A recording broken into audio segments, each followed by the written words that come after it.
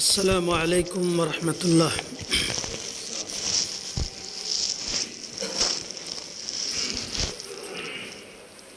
حاضرین جمعہ، آج کے خطبہ میں میرا موضوع ہے انصاف کی اہمیت اور فضیلت۔ انصاف یعنی جسٹس کی اہمیت اور فضیلت، عدل اور اعتدال۔ حاضرین، انصاف کی سب سے بڑی اہمیت اور فضیلت یہ ہے کہ یہ کل قیامت کے دن انسان کو شرمندگی سے بچائے گا۔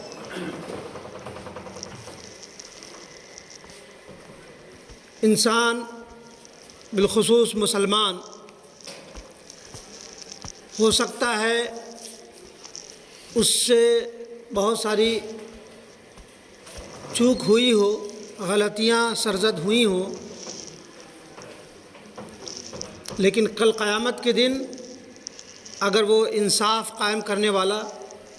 سچی گواہی دینے والا ہے تو اللہ تبارک و تعالی اس کو اس دن شرمندگی سے بچا لے گا۔ تھوڑی بہت اگر کمی ہوگی تو وہ انصاف کی بنیاد پر اللہ تبارک و تعالی اسے کل قیامت کے دن، جس دن کوئی کسی کا نہیں ہوگا، اس دن اس کو شرمندگی سے بچا لے گا۔ حاضرین، مذہب اسلام اور قرآن آیا ہی اس لیے کہ انصاف کو قائم کر دیا جائے، عدل اور بھلائی اور جسٹس کا بول بالا ہو۔ قرآن مجید کے بیشتر جگہوں پر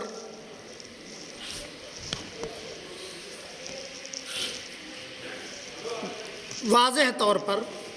عدل کی آیتیں بیان کی گئی ہیں۔ اشارتاً تو ہر آیت میں انصاف اور جسٹس دکھائی دے گی، لیکن وضاحت کے ساتھ بہت ساری جگہوں پر اللہ تبارک و تعالیٰ نے عدل کا یعنی جسٹس کا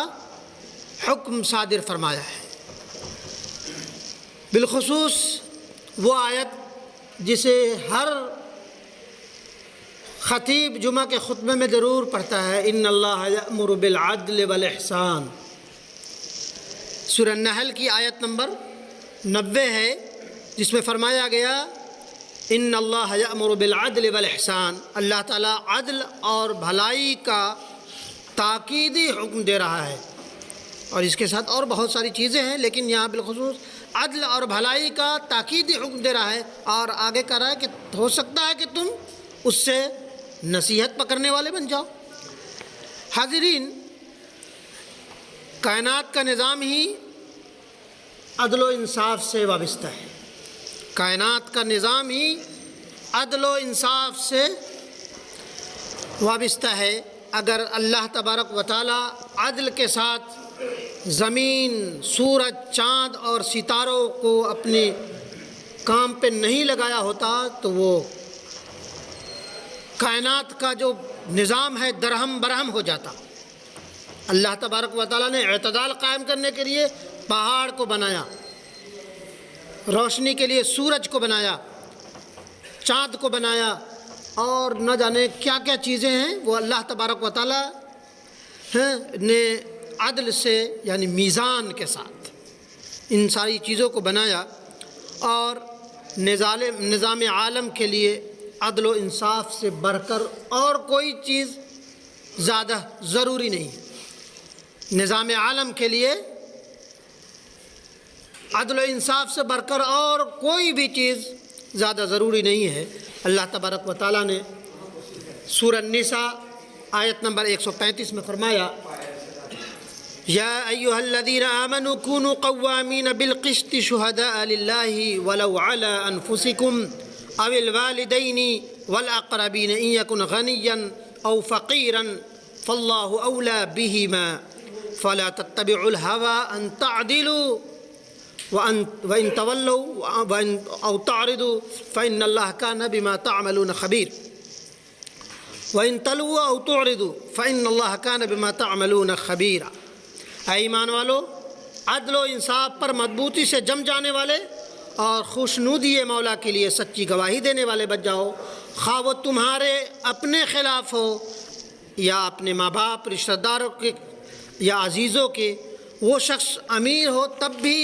غریب ہو تب بھی، دونوں کے ساتھ اللہ کا زیادہ تعلق ہے۔ یعنی دونوں، امیر ہو، غریب ہو، اپنے ہو، بیگانے ہو، ماں ہو، باپ ہو، بھائی ہو، خیش و اقارب ہو، دوست ہو، احباب ہو، سب کے ساتھ انصاف سے کام کرو۔ خواہ اپنی ذات کے ساتھ بھی اگر گواہی دینی پڑے تو تم، کل قیامت کے دن ہے نا کہ تم جھوٹ بولنا چاہو گے، اللہ تبارک و تعالیٰ تمہاری زبانوں پر تالا لگا دے گا، تمہارے ہاتھوں سے گواہی دی جائے گی، تمہارے قدموں سے گواہی لی جائے گی، تمہارے دل اور تمہارے ہر وہ چیز سے جس سے تم نے گناہ کیا ہے وہ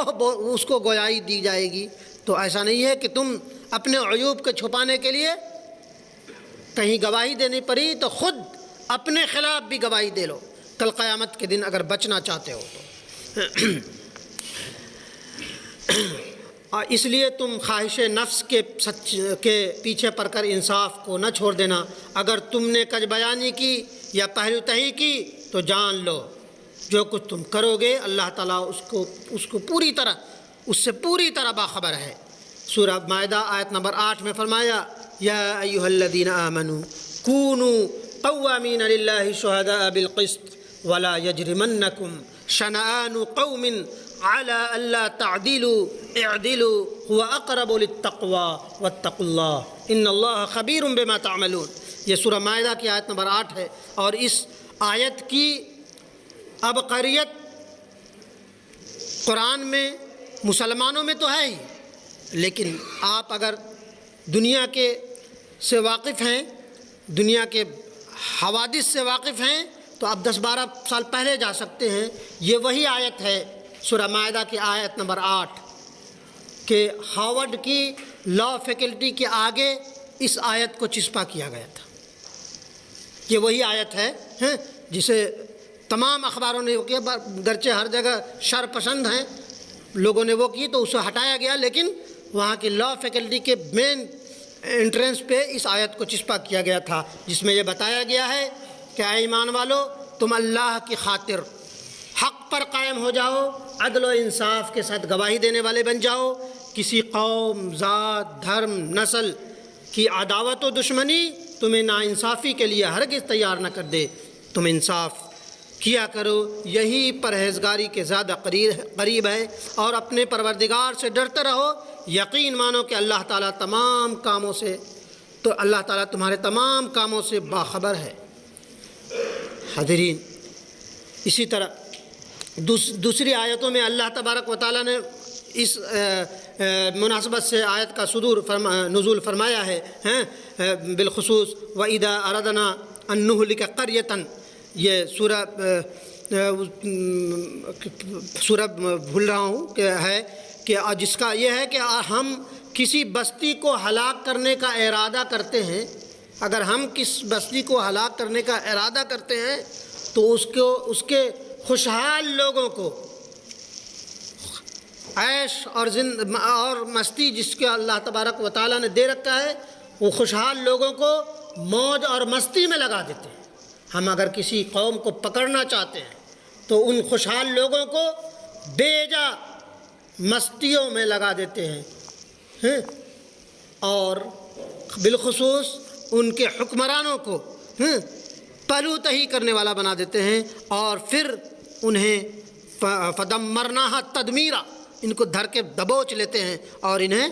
تہو بالا کر ڈالتے ہیں۔ بالخصوص دیکھیے کہ ہر پوری تاریخ پر یہ کہ جب اللہ تبارک و تعالیٰ نے دنیا کو تہو بالا کیا ہے تو اس وقت کے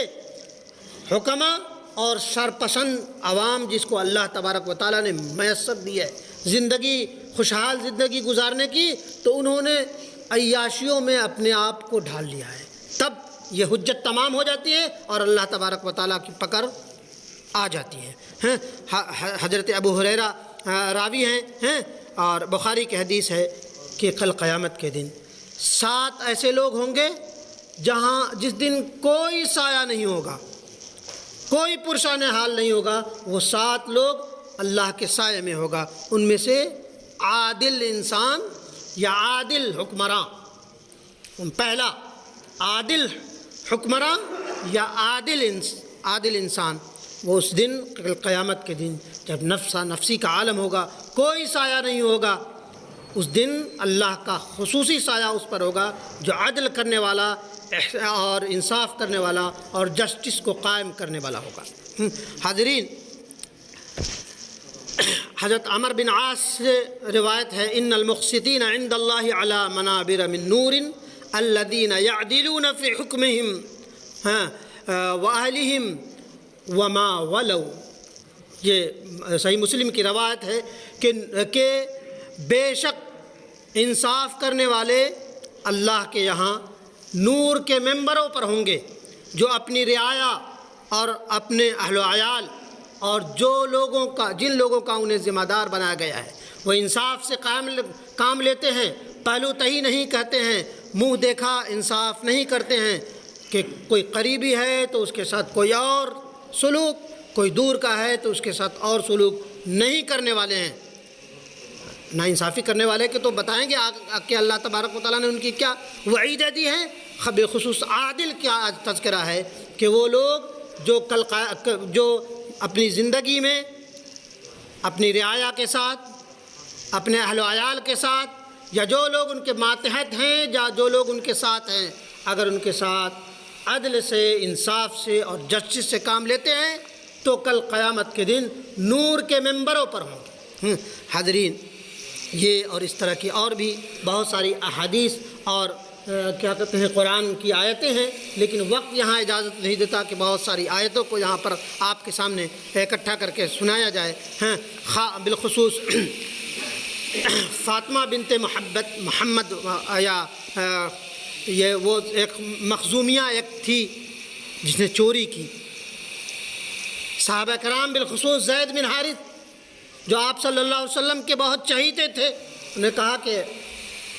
نبی اکرم صلی اللہ علیہ وسلم جبر خاندان سے ہے، بہت یہ ہے کہ اس نے چوری کی ہے، لیکن ذرا اس بات کو خیال رکھیے گا کہ یہ بڑی اس سے ہے، اس کے ساتھ اگر عدل کیا گیا، حد کی گئی تو ہو سکتا ہے خلفشار ہو۔ تو نبی اکرم صلی اللہ علیہ وسلم غضبناک ہو گئے کہ سن لو کہ میری بیٹی فاطمہ بنت محمد بھی اگر چوری کرتی تو اس کا ہاتھ بھی کاٹا جاتا۔ اس طرح کی اور بھی ایک یہودی کا وہ ہے کہ ایک یہودی نے مدینہ میں زنا کیا، نبی اکرم صلی اللہ علیہ وسلم کے پاس معاملہ آیا، کہا کہ تم تو مومن نہیں ہو، تورات لے آؤ، تورات کے مطابق تم پر حد کی جائے گی۔ تورات لایا گیا تو انہوں نے تورات کے ان آیتوں پر جس میں جسٹس کا تذکرہ ہے ہاتھ لگ کے یہ کہہ دیا یا پہلو تہی کی کہ زنا کی سزا یہی ہے کہ اسے منہ کالا کر کے گدھے پہ بیٹھا کر پورے نبی اکرم صلی اللہ علیہ وسلم نے عبداللہ بن سلام وہیں پہ تھے جو عبرانی زبان یا تورات کی اس وقت کی زبان کو جانتے تھے، کہا کہ جھوٹ بولتا ہے یہ شخص، یہ یہودی، کہ دیکھو یہ آیت یہ ہے کہ یہاں بھی تورات میں بھی رجم کی سزا ہے۔ اللہ کے نبی صلی اللہ علیہ وسلم نے حکم صادر فرمایا۔ ایک